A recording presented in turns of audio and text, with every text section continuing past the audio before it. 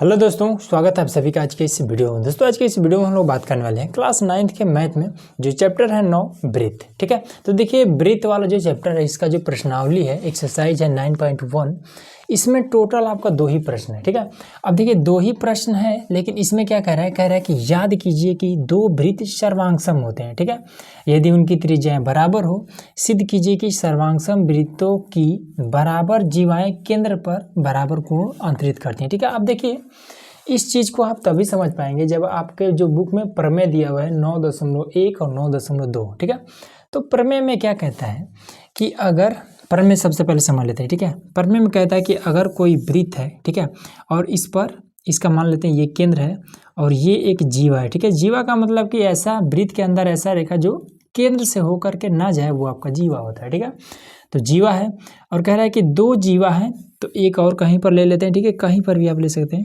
ये है। ठीक है, मान लेते हैं इसका नाम ए और बी है, इसका नाम सी और डी है। ठीक है, और कहता है कि जब 2 जीवा आपस में एक दूसरे को बराबर होती हैं, ठीक है, ये जीवा जितना बड़ा उतना ही बड़ा ये है, तो इसके मदद से जो केंद्र पर ये जो कोण बनता है, ठीक है, ये दोनों कोण आपस में बराबर होता है।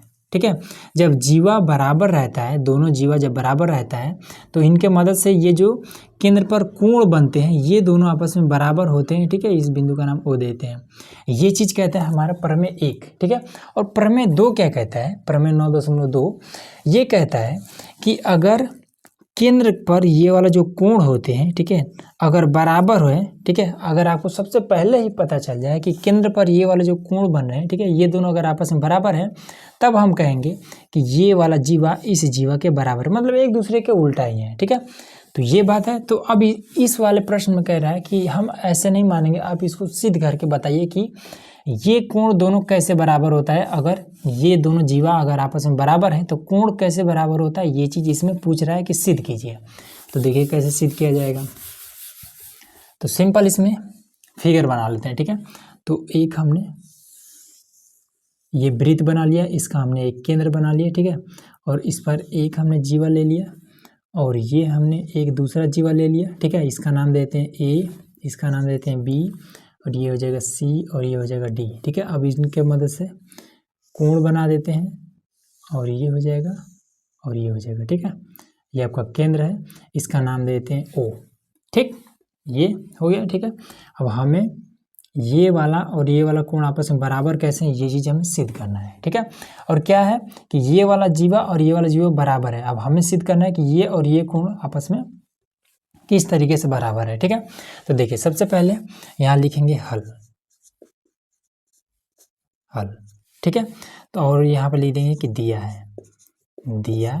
है। क्या दिया हुआ है कि जो जीवा है ए बी और सी डी ये बराबर है। जो ए बी जीवा है ये बराबर है सी डी के।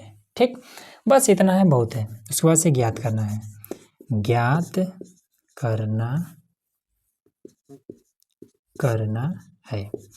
ज्ञात करना है कि ये वाला कोण इस कोण के बराबर कैसे है, कि कोण ए ओ बी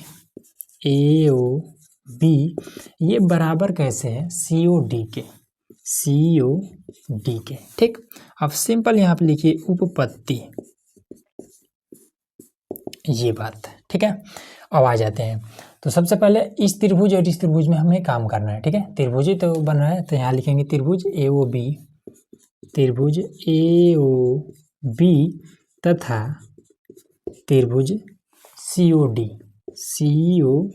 डी में इस तरीके से कर देना है। ठीक है, अब इसमें देखेंगे तो ये वाला भुजा इस भुजा के बराबर है, यही बात इसमें दिया हुआ है। ठीक है, तो बता देंगे कि जो ए बी जीवा है या फिर भुजा है ये बराबर है सी डी के, ये बात इसमें दिया हुआ है। तो यहाँ पर हम लिख देंगे कि दिया है। मामला क्लियर? ठीक है, अब इसके बाद से एक बात और आपको पता होना चाहिए कि किसी भी वृत्त की जो त्रिज्या होती है ये आपस में बराबर, ये वाला, ठीक है, इस त्रिभुज में ये वाला ए ओ इस त्रिभुज के किसी भी आप ओ सी या फिर ओ डी के सब के बराबर होगा। ठीक है, तो इस त्रिभुज का ए ओ बराबर है ओ सी, तो यहाँ पर हम लिख देंगे कि ए ओ बराबर है ओ सी, ये है त्रिज्या। ठीक है, त्रिज्या। उसके बाद से ये बी ओ और ओ डी, तो बी ओ बराबर है ओ डी, ठीक है। तो ये भी आपका त्रिज्या है, ठीक है। अब इसमें हम देख रहे हैं कि दो त्रिभुज है, ठीक है, और दोनों त्रिभुज के ये इनके जो संगत भुजाएं हैं ये आपस में बराबर मिल चुका है, ठीक है। तब हम इसमें कह देंगे कि तब आपको त्रिभुज चैप्टर से एक नियम, एक प्रमेय आपको याद होगा कि जब दो त्रिभुज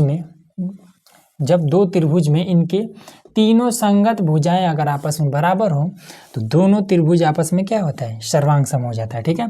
तो यहाँ पर हम लिख देंगे कि त्रिभुज ए ओ बी ये सर्वांग सम है त्रिभुज सी ओ डी के।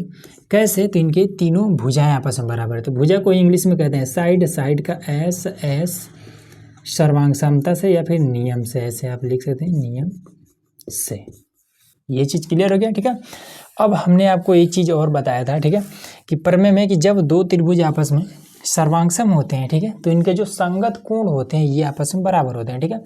तो इसका संगत ये हो जाएगा तो ये दोनों आपस में बराबर हो जाएगा, इसका संगत ये हो जाएगा तो ये दोनों आपस में बराबर हो जाएगा। बस यही चीज़ हमें बताना था।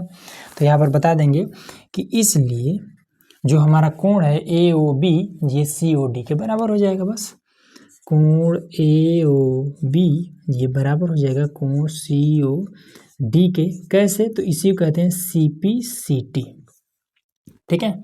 यही हमारा आंसर हो जाएगा, ठीक। अगला देखिए, यहाँ पर हमारा क्वेश्चन नंबर है दूसरा, ठीक है। इसमें कह रहा है कि सिद्ध कीजिए कि यदि सर्वांगसम वृत्तों की जीवाएं उनके केंद्र पर बराबर कोण अंतरित करें तो जीवाएं बराबर होती हैं, ठीक है। अब देखिए, जैसे हमने क्वेश्चन नंबर 1 किया था सेम उसका अपोजिट है, ठीक है। इसमें कहता है कि एक वृत्त है, ठीक है, इसका ये केंद्र है। अब इसमें कहता है कि इसके केंद्र पर कोण बने हुए हैं, ठीक है। तो इस तरीके से कोण बना देते हैं ये, और इसका नाम दे देते हैं, इसका नाम P है, इसका नाम Q है, इसका नाम R है, और इसका नाम S है, और इसका नाम O है, ठीक है। तो इसमें अब कहता है कि ये वाला जो कोण है इस कोण के बराबर है, ठीक है। तो कह रहा है कि अब आप सिद्ध करके बताइए कि ये वाला जो जीवा है ये दोनों आपस में बराबर है, ये वाला इसके बराबर है, ये बात हमें सिद्ध करना है, ठीक है। तो किस तरीके से सिद्ध करेंगे, देखिए सिंपल आपको क्या करना है, लिखना है हल, उसके बाद से दिया है, दिया है क्या दिया हुआ है कि जो कोण है पी ओ क्यू, कोण पी ओ क्यू ये बराबर है कोण आर ओ एस के, आर ओ एस के, ये बात दिया हुआ है, ठीक है। अब उसके बाद से ज्ञात करना है, ज्ञात करना है, क्या ज्ञात करना है कि जो जीवा है पी क्यू ये बराबर है आर एस के, आर एस के, ठीक है। यहाँ लिखेंगे उपपत्ति और इसको हल करेंगे, ठीक है। तो त्रिभुज ये और ये दो त्रिभुज बन रहा है, ठीक है। अब दोनों त्रिभुज में हम क्या करेंगे, लिख लेंगे ऐसे कि त्रिभुज पी ओ क्यू तथा त्रिभुज आर ओ एस में, ठीक है। अब इसमें देखिए दोनों त्रिभुज में क्या चीज़ दिया हुआ है, तो ये वाला कोण इस कोण के बराबर ये बात दिया हुआ है। तो लिख लेंगे कि कोण पी ओ क्यू बराबर है कोण आर ओ एस के, ये चीज़ दिया हुआ है, ठीक है। उसके बाद से ये और ये सभी क्या है, ये त्रिज्याएं हैं, ठीक है। तो त्रिज्याएं आपस में बराबर होती हैं, तो पी ओ बराबर हो जाएगा किसी के भी, तो आर ओ के, ठीक है। उसके बाद से ये क्यू ओ ये बराबर हो जाएगा एस ओ के, तो ये बता देंगे कि त्रिज्या, ठीक है, ये भी आपका त्रिज्या है, ठीक। अब इसमें देखिए कि दो त्रिभुजों में, ठीक है, एक कोण और दो संगत भुजाएं आपस में बराबर मिल चुका है, तब हम कहेंगे, तब ये वाला त्रिभुज दोनों आपस में सर्वांगसम हो जाएगा। त्रिभुज पी ओ क्यू ये सर्वांगसम हो जाएगा त्रिभुज आर ओ एस के। तो किस नियम से सर्वांगसम होगा, तो एक कोण और दो संगत भुजा बराबर है, ठीक है। तो ये नियम हो जाता है यस ए यस नियम से, ठीक है। अब जब दो त्रिभुज आपस में ये अगर सर्वांग होते हैं, ठीक है, तो इनके जो संगत ये वाले भुजाएं होती हैं ये भी आपस में बराबर होती हैं, ठीक है। तो यहाँ पर बता देंगे, इसलिए जो पी क्यू भुजा है ये बराबर हो जाएगा आर एस के। कैसे? तो लिख देंगे सी पी और सी टी, ठीक है। बस यही आपका आंसर हो जाएगा, ठीक। तो इस तरीके से आपका जो प्रश्नावली है 9.2, इसमें टोटल 2 ही प्रश्न थे, दोनों को हमने यहाँ पर बता दिया, ठीक है। तो उम्मीद है कि ये सारा चीज़ आपको इजीली समझ में आ गया होगा। तो चलिए मिलते हैं नेक्स्ट वीडियो में, जिसमें हम लोग अगली जो प्रश्नावली उसको हल करने वाले हैं, ठीक है। तो इसके लिए चैनल को सब्सक्राइब जरूर कर लीजिएगा।